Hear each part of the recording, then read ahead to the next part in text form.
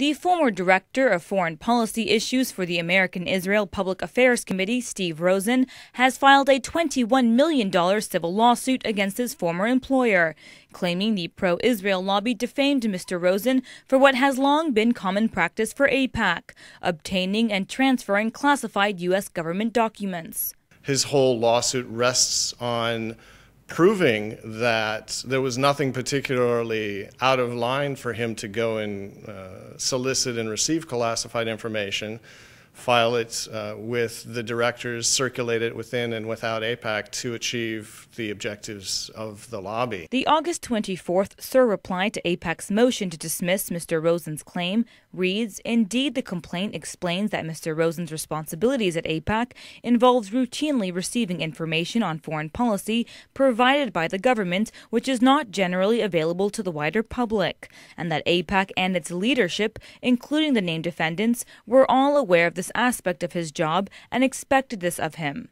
It further explains that Mr. Rosen was practically valued for this reason, and that other AIPAC officers and directors, including several named defendants, also engaged in this practice. Mr. Rosen is said to be one of the lobby's most influential and powerful figures in directing and advising U.S. Middle East policy.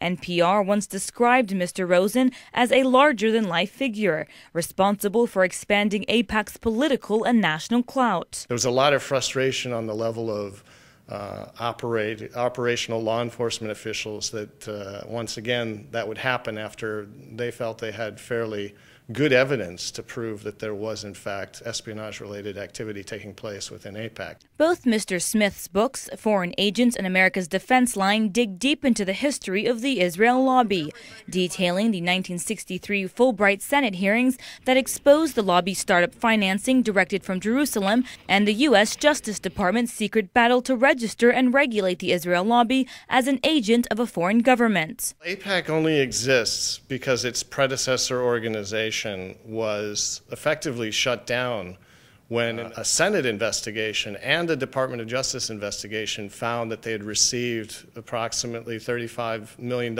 in today's dollars from the Jewish Agency in Jerusalem to fund startup think tanks, fund news campaigns, fund Isaiah Kennan's and now AIPAC's Near East report. The FARA office, the Foreign Agents Registration Act office, requires that anybody bringing that kind of money into the United States and lobbying, whether it's public relations or direct to the government, disclose all of their activities.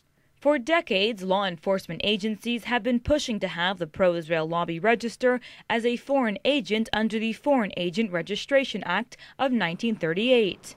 Despite near success to register the pro-Israel lobby under the FARA Act during the Kennedy administration, all attempts afterward to regulate AIPAC have failed.